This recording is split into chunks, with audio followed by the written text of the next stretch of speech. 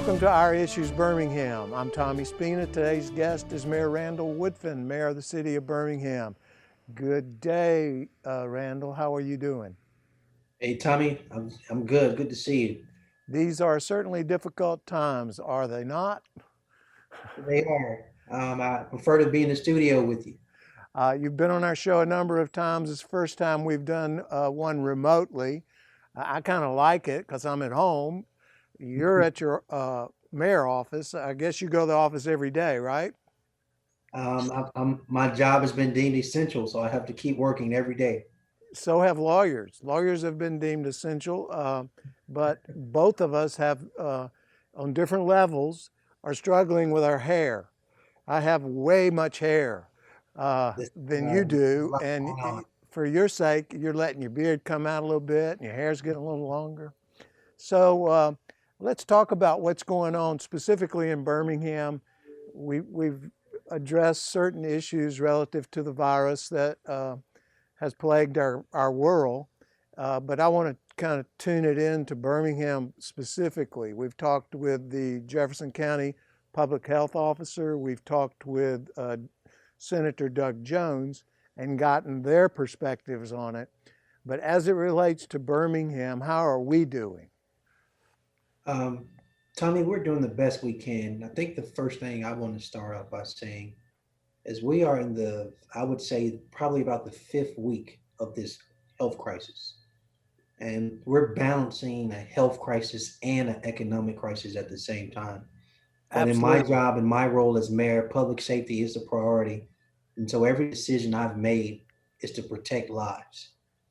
And when I've made these decisions, there's been no distance between Mark Wilson, who was the Jefferson County Health Officer, and my office. The decisions I've made have not been political. They haven't been necessary about politics. What they've been in is recommendations from our health officer, who we are lockstep with to say what decisions should we make to protect lives. In addition to that, what decisions should we make to make sure we don't have a run on our hospitals, and what decisions should we make to make sure we protect those that are most vulnerable to the COVID-19 coronavirus, which are seniors, our elder community, as well as those who have pre-existing conditions.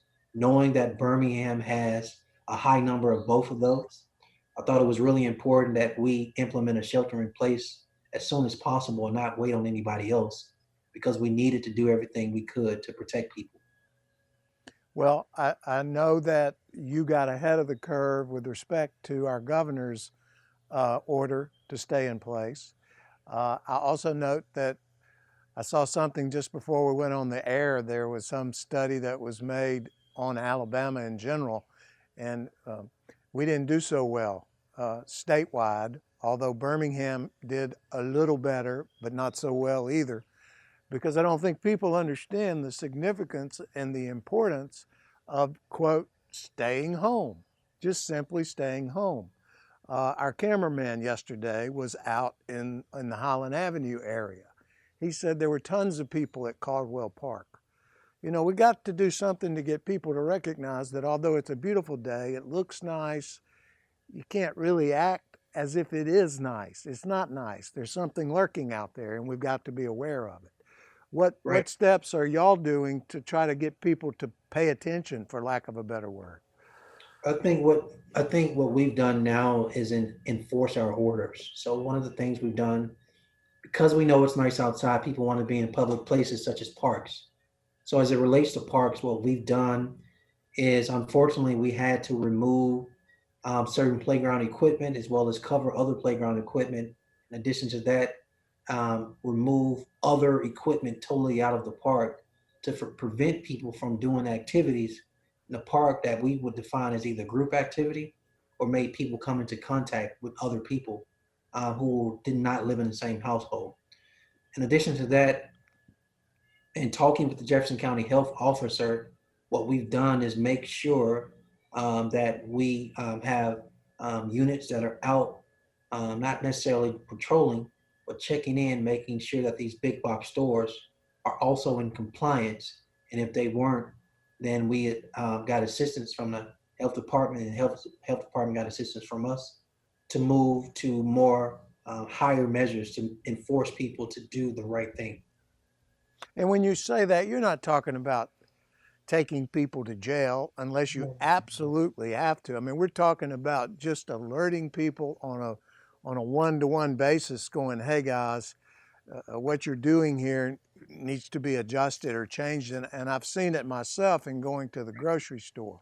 I shop at a store where they let you in one at a time as one person leaves if they've reached a certain number of people already in the store. I That's do correct. know that Dr. Mark Wilson's big concern were the big box stores.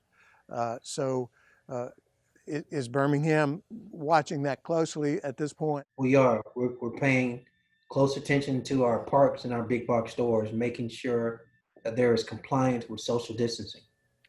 Is our hospital equipped and ready in the event we go higher on the curve? I think our curve is still ramping up slightly. I don't think we're there where some of the cities in the country are in terms of flattening that curve. It seems to me that we're going up. Is that an accurate statement?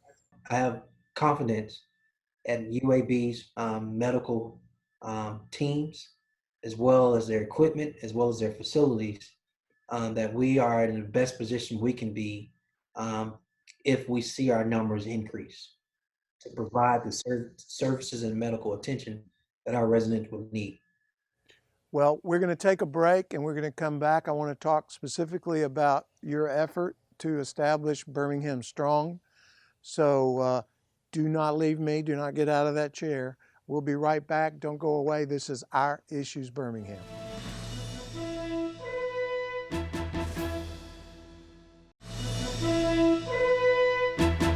Welcome back to Our Issues Birmingham. I'm talking with Mayor Randall Woodfin, the mayor of the city of Birmingham, the largest city in the state of Alabama. And also we have the largest number of cases, which would make sense, I think, in light of the fact that our population is the highest. Recently, you have put in place a program referred to as Birmingham Strong. Tell us a little bit about what exactly that is and what it's intended to accomplish. The Beham Strong effort, and there is a website for your viewers, behamstrong.com. Again, that's behamstrong.com. The Beham Strong campaign is an effort to show the resiliency of the Birmingham community, that we know how to strike a balance of taking care of our small business owners, as well as the hourly workers who are also experiencing economic hardship during this health crisis. Earlier on your show, I mentioned that we are dealing with the conjunction and. We literally have a health crisis and an economic crisis at the same time. Absolutely. I'm not sure if that's ever been in Birmingham's history at the same time. But because of that, we needed to create a vehicle that did two things. One, engage small business owners. Two, engage those hourly workers. As it relates to those small business owners, there's an organization called BVRC with its leadership by the gentleman by the name of Bob Dickerson, um, in conjunction with the private sector, raised some resources to support and create a loan program for these businesses who have had to shut their doors. These loans range between $10,000 and $25,000. It is interest free, and they have up to 6 months to pay it back with no interest. In addition to that, we created an advisory board, or Mr. Dickerson created an advisory board for his organization to create a rubric to make sure that there was a fair process in looking at those who actually applied to give them the assistance they needed. That program has been underway for quite a while now, but I want people to know this.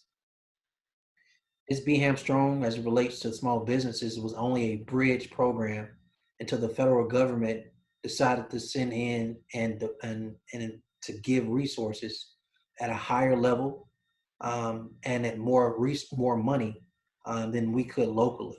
But we didn't want to wait on the federal government. We needed to do everything we could here at a local level to invest in our small businesses and our small business owners.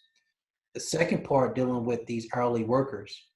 We created a vehicle that for those who've been laid off, we created these work-related issues around the COVID-19.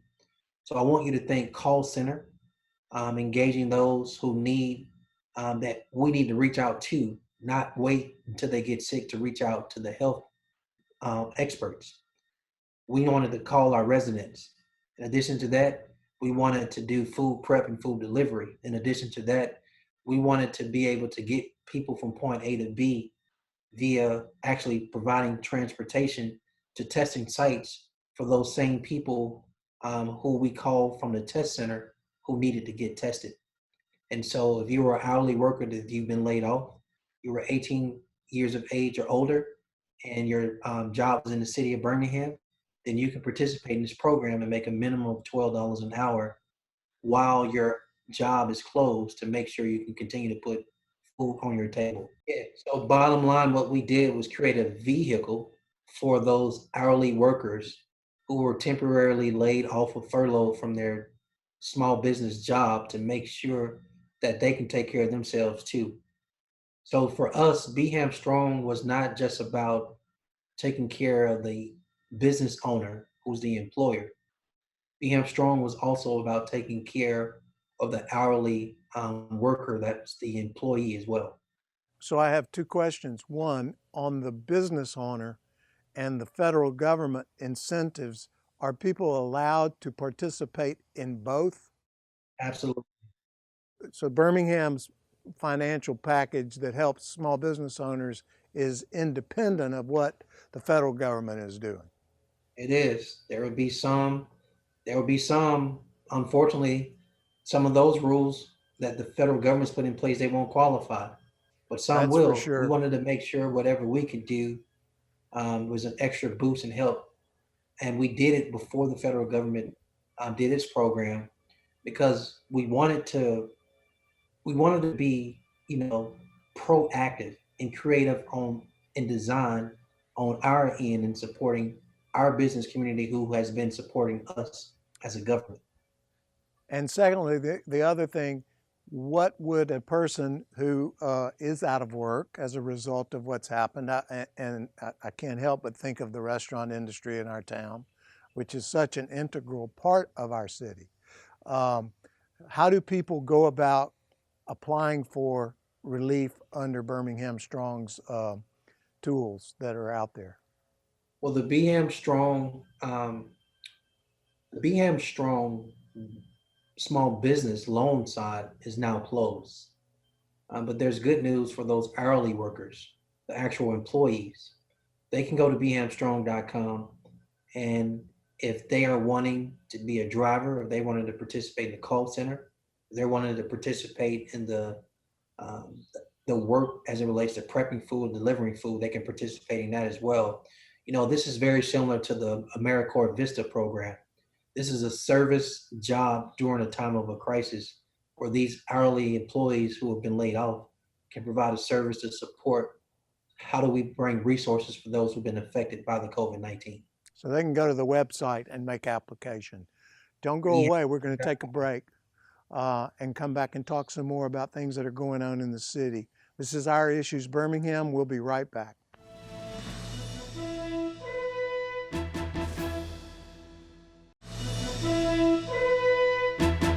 Welcome back to Our Issues Birmingham. I'm talking with Mayor Randall Woodfin. So now we've got some things in place. We've talked about what we've done, what we're doing. Let's talk about the state of the city, so to speak, in the wake of COVID-19. This will be tough for our city, Tommy. You know, the city of Birmingham and these small businesses, there's a codependency relationship. Most people should know, and if they don't, this is a great time to explain that the city of Birmingham is in a position to deliver services to our residents, such as fire, police, trash and refuge, and other services we provide to our public because of our ability to collect taxes. Well, I want everybody to think about taxes in $1. And for every dollar that comes in, that dollar is made up of sales taxes, occupational taxes, use tax, as well as business license, and permit fees, as well as other forms of taxes. Well, these businesses that have closed down, the combination of their sales tax, occupational tax, and use tax, in addition to have not having any events at our venues, no one is using our hotels, so there's no lodging taxes. So those taxes we're not getting on every dollar is probably close to 75, 80 cents. Well, that's going to have a tremendous effect when the city hasn't had these businesses open for at least 6 weeks. So all of a sudden, our ability to operate and serve and deliver services as a city may have to look differently because we're not bringing in the tax dollars to in turn give out and allocate that dollar to provide services. Are there programs either through the state via the federal? Well, let me say it this way. Are there programs through the federal government via the state government and the governor's office that can let those funds filter through into the metropolitan areas? As of today, as it relates to our general fund, the answer is no. There Ugh. are federal funds that are going through the state as it relates to COVID-19 related issues, such as um, personal protection equipment, such as engaging our employees, etc. But that money is drawn down from a reimbursement standpoint, and it has to be COVID-19 related. And so the issue I described prior, that is relates to our general fund, and there is no current available funding for any municipality, or for that matter, for any state in our union from the federal government. We need help on this. So essentially, if you look at a city, Birmingham, for example, as a business, just like a restaurant, um, the revenue that is ordinarily generated, which gives you the ability to provide the services to the citizens, is drying up. So We are your income, we are in a situation where we will you're have to do upside some tough. down. So your expenses are much higher than your income. That is correct. Got a plan? That You're is just going to correct. ease back into it? We are in a wait and see approach. We will Yeah. know more about how much money we've actually lost as a city in the next 2 weeks. And then that puts us in a position to not only understand the problem, but then start talking about different solutions. Will there, are we able, I mean, you're going to have, it's going to require some cooperation amongst everyone. It So will. those people that owe taxes that are not able to pay taxes because they don't have income are going to need some relief from the city in terms of payback. Um, so yeah, I guess you're thinking in those terms, in terms of how to get people back up and running and get the city back up and running at the same time. There are no stones unturned. We're thinking about everything. There are no sacred cows. Everything's on the table. We're calculating everything we can. We're planning for the worst, but we're hoping for the best.